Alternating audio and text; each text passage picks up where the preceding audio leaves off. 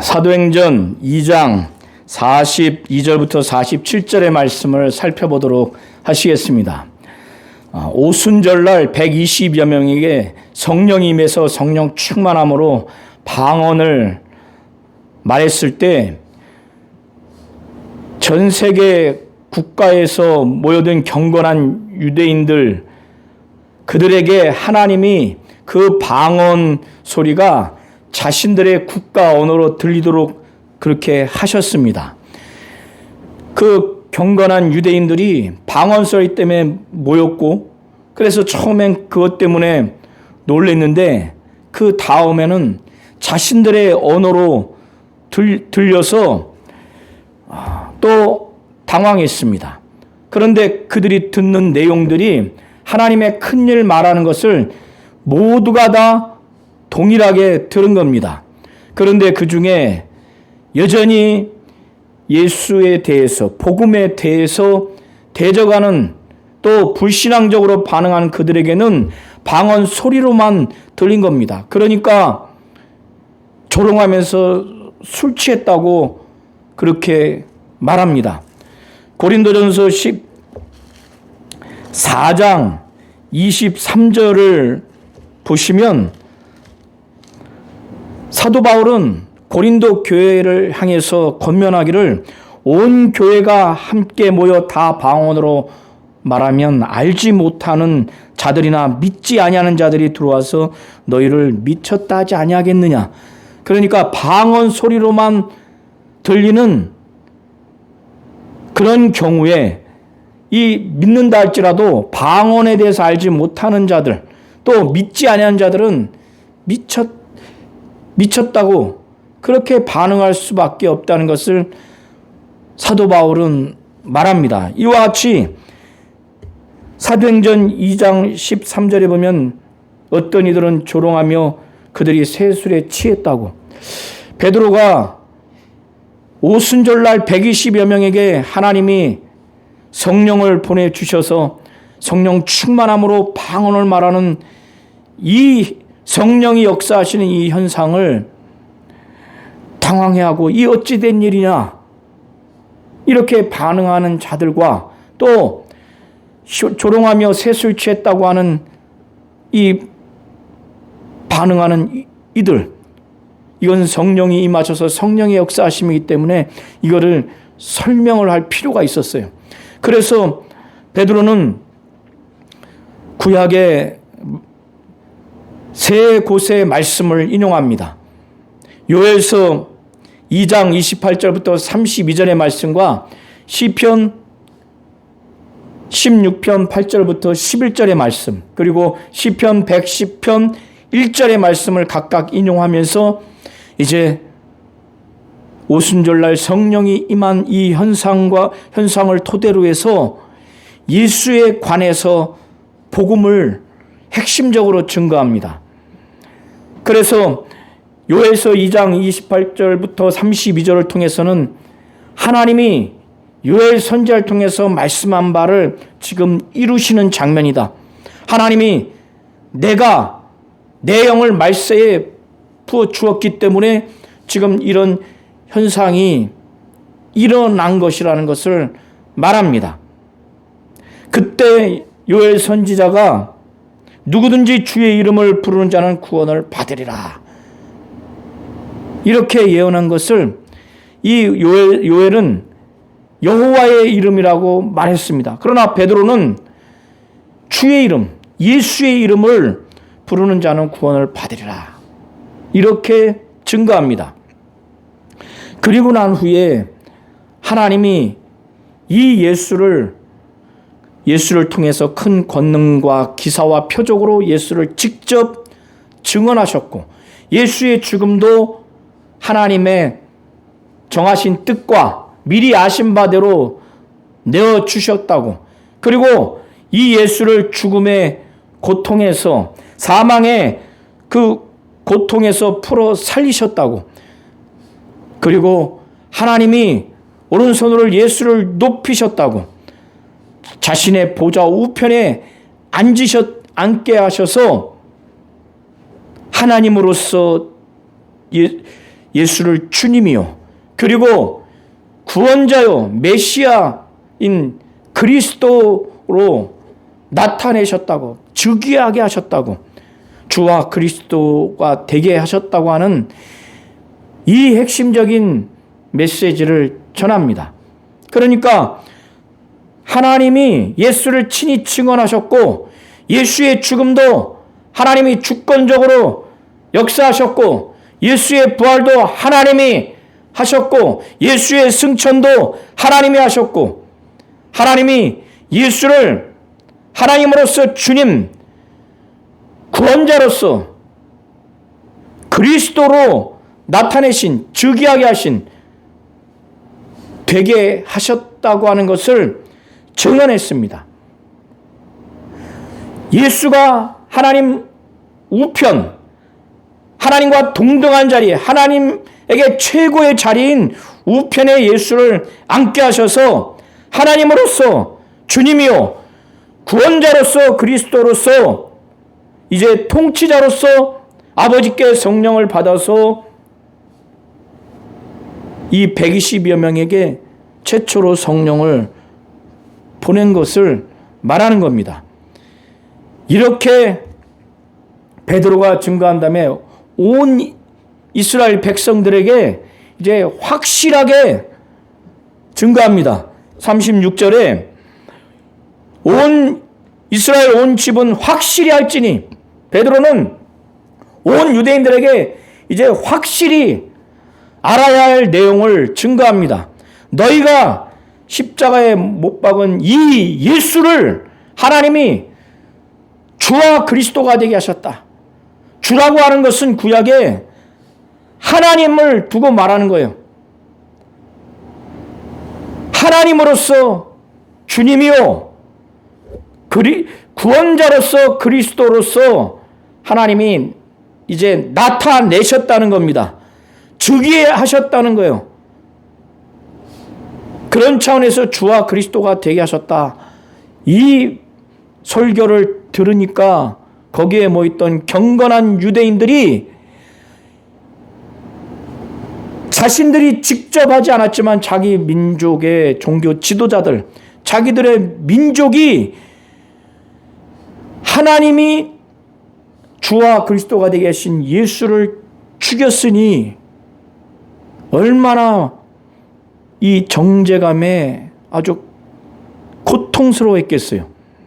비록 자기들이 직접 하지 않았지만 자기들의 민족과 그 종교 지도자들이 범죄했기 때문에 연대해서 그 죄를 졌다고 하는 죄책감에 시달려서 마음에 찔린 겁니다. 마음에 찔린 것은 심장이 찢어진 듯한 고통을 느껴서 견딜 수가 없어서 베드로와 사도들에게 형제들아 어찌할꼬 어떻게 하면 좋겠냐. 그러니까 그들에게 베드로가 확실하게 이 예수가 누군가, 주와 그리스도 대신 바로 예수라고 하는 것, 하나님이 그렇게 나타내셨다고, 그렇게 되게 하셨다는 것을 확실하게 증거합니다. 주가 되시고 그리스도가 되신 예수를 죽였으니 하나님을 대적한 범죄, 주와 그리스도가 되게 되신 예수를 죽였으니 이 예수를 죽인 범죄, 이것 때문에 너무너무 고통스러운 거예요. 어찌할꼬 형제들아 어찌할꼬 너무너무 고통스러우니까 그때 베드로가 회개하라고, 그리고 각각 예수 그리스도의 이름으로 침례를 받아라. 죄사함을 얻기 위해서 예수 그리스도의 이름으로 침례를 받으라는 거예요. 그것은 바로 이제 죄사함을 얻게 되니까. 여기서 예수 그리스도의 이름으로 침례를 받는다고 하는 것은 형식적으로 물에 들어가는 의식을 하라는 것이 아니라 예수가 우리의 죄를 짊어지시고 저주를 담당하시기 위해서 십자가에 못 박혀 피 흘려 죽으셨고, 그 예수가 하나님이고 하나님의 아들이기에 하나님이 성령으로 예수를 살리신 이 예수, 이 예수를 믿고 이 예수와 함께 물에 잠길 때 예수와 함께 내 옛사람은 죽었다. 그리고 물에서 올라올 때 예수와 연합돼서 하나님의 생명, 예수의 생명으로 이제 나는 살았다. 예수와 함께 죽고 예수와 함께 사는 완전한 연합된 고백을 침례 의식을 통해서 하라는 겁니다. 이 예수의 이름으로, 예수의 이름은 예수의 인격이 담겨 있고 예수의 전 삶이 그 이름에 다 삶의 의미가 다 담겨 있는 겁니다. 예수의 이름이 아버지와 아들과 성령의 이름이라는 걸 믿고 이 예수의 이름을 영접하면 하나님의 자녀가 되는 권세를 얻는 이름입니다. 그 이름으로 침례를 받으라는 거예요. 제사함을 얻기 위해서. 38절에 각각 예수 그리스도의 이름으로 침례를 받고 제사함을 받으라고 하는 것은 원어의 의미는 제사함을 얻기 위해서 각각 예수 그리스도의 이름으로 침례를 받으라는 겁니다. 그러면 어떻습니까? 베드로가 뭘 말합니까? 회개하라. 제사함을 얻기 위해서 각각 예수 그리스도의 이름으로 침례를 받아라. 그러면 이렇게 이제 제사함을 얻게 되니까 성령의 선물을 받는다는 거예요. 성령을 선물로 받는다는 거예요. 이 약속은 너희와 너희 자녀, 유대인뿐만 아니라 모든 먼 데 있는 사람, 곧 디아스포라 유대인, 세계 각국에서 태어난 유대인들, 바로 디아스포라 유대인뿐만 아니라 이방인, 하나님이 얼마든지 부르시는 자들에게는 하나님이 이 약속, 성령을 선물로 받을 것이라고 하는 이 약속을 주셨다는 거예요. 그러니까 이들이 이 말씀을 듣고 회개해야 되겠다. 제사함을 얻기 위해서 예수 그리스도의 이름으로 침례를 받아야 되겠다. 그리고 이렇게 큰 죄악을 지은 우리와 우리 민족도 하나님이 얼마든지 부르시는 자들이라면 이 약속을 우리에게도 주신 것이구나 했으니 얼마나 이제 그 고통에서 벗어날 수 있는 희망을 얻지 않았겠습니까? 담대함을 얻지 않았겠습니까? 베드로가 여러 말로 확실히 증언하며 확증하며 이제 권면합니다. 강력하게 권면하는 거죠. 너희가 이 패역한 세대에서 구원을 받으라. 이렇게 하나님이 주와 그리스도가 되게 하신 주와 그리스도로 즉위하도록 나타내도록 하신 이 예수를 죽인 아주 패역한 이 세대에서 구원을 받으라고 합니다. 여기서 여러 말로 이제 추가로 확실히 증언을 했어요. 거기에는 구약 말씀을 통해서 더 설교를 했을 수도 있고 예수 그리스도의 이름으로 침례를 받는 의미가 무엇인지도 아마 설명을 했을 겁니다. 그러니까 그래야 그 의미를 알고 침례를 받을 수 있죠. 이 베드로의 이 말을 그들이 확실히 이제 받았어요. 그들이 이 베드로의 말씀을 정말 하나님의 말씀이 임하는 그런 심령으로 이 말씀을 받았습니다. 귀로 듣고 마음으로 확 받아들였어요. 순종해야 되겠다. 그렇게 해야 되겠다. 그러니까 그날 하루에 침례를 받는 신도의 수가 3,000이나 됐습니다. 3,000이면 어마어마합니다. 그런데 대부분이 성령을 받았을 거예요. 대부분이 여기 기록되어 있지 않지만 그리고 난 다음에 그들이 교만하거나 거만하지 아니하고, 베드로는 정식 랍비 교육을 초등교육부터 고등교육까지 받지는 않았습니다. 이 경건한 유대인들 중에는 랍비 교육을 초등교육부터 고등교육까지 받는 사람도 있을 수 있어요. 그런데 그들이 교만하고 거만하지 아니하고 성령 받았다고 해서 이제 다 끝났다, 나는 나대로, 우리는 우리 식대로 이제 신앙생활을 해야 되겠다, 교만하고 거만하지 아니하고 계속해서 사도들의 그 가르침을 받습니다. 그들이 사도의 가르침을 받아 서로 교제하고 떡을 떼며 오로지 기도하기를 힘쓰니라. 근데 여기서 오로지 기도하기를 힘쓰니라 했을 때 기도만 힘쓴 것이 아니라 사도들이 가르치는 것도 힘쓰고 사도들에게 가르침을 받는 것도 힘쓴 겁니다. 원어의 의미가 가르침을 받는 거, 교제하고 떡을 떼며 기도하는 것, 이 전체를 다 힘썼다고 하는 거예요. 그래서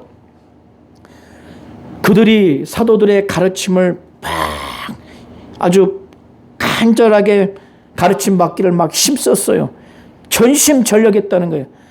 아주 헌신했다는 겁니다. 그러니까 말씀을 막 갈급하게 막 받아들이고, 그러니까 그 말씀 안에는 성도들 상호간에 서로 사랑하라고 하는 말씀도 당연히 있죠. 성령 받고 완전히 거듭났으니 얼마나 기쁩니까? 그러니까 성도들이 이제 기쁨의 대상, 사랑의 대상이 되는 거예요. 그래서 아주 교제도 아주 힘써서 교제를 했어요. 그리고 힘써서 떡을 뗐습니다. 이 떡을 뗀다고 하는 것은 학자들에 따라서 성만찬을 의미한다는 학자도 있고, 또 성만찬을 포함한 애찬, 공동 식사라고 말하는 학자도 있고, 또 공동 식사 애찬만 말한다고 하는 학자도 있습니다. 어찌됐든 간에 힘써서 떡을 떼며 오로지 기도하기를 막 힘쓴 겁니다. 120여 명이 성령 받기까지 10일 동안 막 전심전력해서 매일같이 기도한 것처럼 그들의 선배여 스승인 이 120여 명의 기도를 이제 이들도 가르침을 받고 막 기도하고 싶어서 오로지 기도하기를 막 힘썼을 겁니다. 자, 이렇게 사도들을 통해서 가르침을 받은 초대교회의 모습을 우리 성도님들이 잘 보셔야 돼요. 교회는 먼저 하나님이 세우신 이와 같이 사도들과 같은 영적 지도자들, 오늘날 교육자들, 또 평신도 지도자들이 하나님이 세우신 전제하에서 하나님의 말씀을 가르치는 일에 아주 힘써야 됩니다. 전심전력해야 돼요. 헌신적으로 말씀을 가르쳐야 됩니다. 그리고 말씀을 가르침을 받는 자들도 하나님과 하나님 말씀 앞에 착하고 좋은 마음, 간절한 마음으로 헌신적으로 전심전력해서 이 말씀의 가르침을 막 받으려고 해야 돼요. 그리고 교제하며 떡을 떼며 오로지 기도하는, 이게 초대교회 3,000여 명이 이렇게 변화된 이후에 즉각적으로 나타난 교회의 모습입니다. 이것이 아주 중요해요. 헌신적으로 아주 힘쓰면서 말씀을 가르치고 가르침을 받고, 힘쓰면서 교제하고, 힘쓰면서 떡을 떼며 성만찬이든지 또 공동 식사든지, 그리고 오로지 기도에 힘쓰는 이 모습이 믿는 성도들, 교회 전체에 이런 모습이 있어야 됩니다. 자, 하나님이 사도들을 통해서 표적과 기사를 많이 나타냈어요. 그러니까 어떻습니까? 하나님이 쓰시는 이 사도를 통해서 표적과 기사가 나타나면 정상적으로 하나님이 역사하시는 것 때문에 또 그들의 영적 권위 때문에 하나님을 존경하고 그러면서도 두려워하는 이런 마음이 생기는 거예요. 이것이 무슨 의미냐? 바로 하나님에 대한 경외함이 있는 거예요. 두려워하면서도 하나님이 존경스럽고 사랑스러운 것이 바로 경외하는 겁니다. 이것이 영적 지도자인 사도들에게도 하나님의 뜻 안에서 그들을 향해서도 두려움이 있는 거예요. 세상 깡패를 두려워하듯이 두려워하는 것이 아니라 사람마다 두려워합니다. 이 무엇 때문에 두려워하는지 정확히 나와 있지 않지만 이것이 믿는 성도들이라면은 이 오순절날 성령의 역사하심, 하나님이 성령을 부어주시고 하나님이 사도를 통해서 표적과 기사를 나타내 주시는 이 모든 것들을 종합해서 체험하니까 이들이 아마 두려웠을 겁니다. 이거는 하나님을 사랑하고 존경하기 때문에 갖는 그 두려움이에요. 경외함입니다. 이건 사도들에게도 그런 마음이 들어가 있을 거예요. 하나님이 쓰시는 자들이구나. 그래서 세상의 지도자들과 같지 않냐고 영적인 그 두려움이 있었을 겁니다. 자, 사도들의 이렇게 가르침을 받으니까 또 이들이 근본적으로 성령을 받고 거듭나고 구원의 기쁨이 있으니까 그 믿는 사람들 전체가 다 함께 마음을 같이 해서 함께 또 생활도 합니다. 다 함께 있으니까 어떻습니까? 예수께서 내가 너희를 사랑한 것 같이 너희도 서로 사랑하라는 예수의 말씀을 그들이 이제 몸소 체험하며 그거를 이제 당연히 그렇게 해야 되겠다는 마음이 당연히 들지 않습니까? 그러니까 그들은 이제 영적으로 아주 마음이 하나가 된 거예요. 그러니까 그들의 육신적인 삶의 부족함, 가난하게 사는 성도들을 볼 때 정말 그들을 사랑하는 차원에서 돕고 싶은 거예요. 믿는 사람이 다 함께 있어서 모든 물건을 서로 통용합니다. 서로 함께 사용을 해요. 모든 물건을 사용할 정도로 예수의 마음으로 다 하나가 된 거예요. 정말 사랑하는 겁니다. 사용할 뿐만 아니라 그 중에 보니까 갈릴리 출신들은 또 가난한 사람들이 있습니다. 이 당시에 유대인 가운데 또 가난한 사람들이 있어요. 그들을 볼 때 그냥 지나갈 수가 없는 거예요. 그래서 자기의 재산과 소유를 팔아서 각 사람의 필요를 따라서 그걸 나눠줍니다. 나눠줘요. 그런데 여기서 우리 성도님들이 아셔야 할 것은 이것은 이 세상의 이념과 사상을 추구하는 공산주의, 사회주의 그것을 제도적으로 실현하는 것이 아닙니다. 이것은 예수 믿고 성령 받고 거듭나서 그 구원의 기쁨이 가득하니까 이때 각자가 자원해서 함께 물건을 통용하고 모든 물건을 통용하고 재산과 소유를 팔아서 가난한 사람에게 나눠준 거예요. 그래서 심하게 가난한 사람은 더 줄 수도 있고 조금 덜 가난한 사람은 또 덜 줄 수도 있고 똑같이 분배하는 게 아닙니다. 이거는 각자의 사유재산을 인정하면서 그들의 자발적으로 예수의 마음으로 그렇게 가난한 자들을 일시적으로 나눠준 거예요. 사도행전 전체를 보고 또 서신서를 보면은 여전히 각자 자기 소유, 자기 집을 가지고 있으면서 섬기거나 그런 것을 우리가 볼 수 있어요. 각자 자기 집을 가지고 있고 자기 재산을 가지고 있다는 것을 이미 간접적으로 그것을 배경으로 하고 있습니다. 그러니까 이 상황은 정치 이념 사상으로 공산주의나 사회주의를 지금 근거하거나 그것을 말해준다고 이렇게 잘못 해석을 하면 안 됩니다.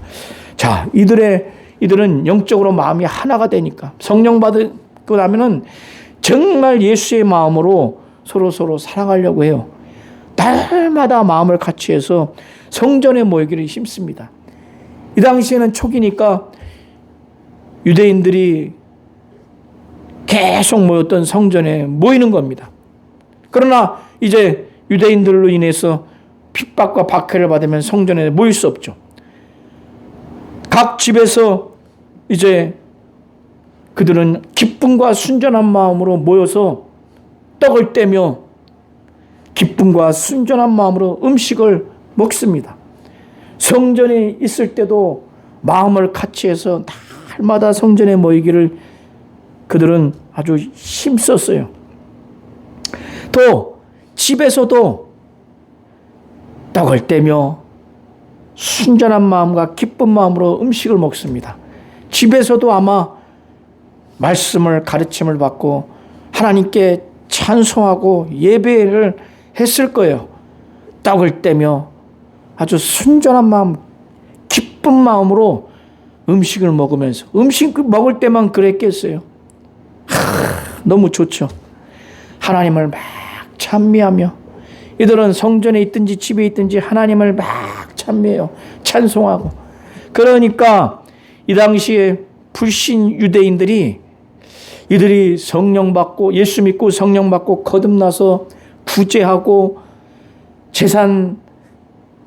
재산과 그 소유도 어려운 사람들 나눠주고 이들이 늘 순전한 마음, 순수한 마음, 기쁨으로 집에 있든지 성전에 있든지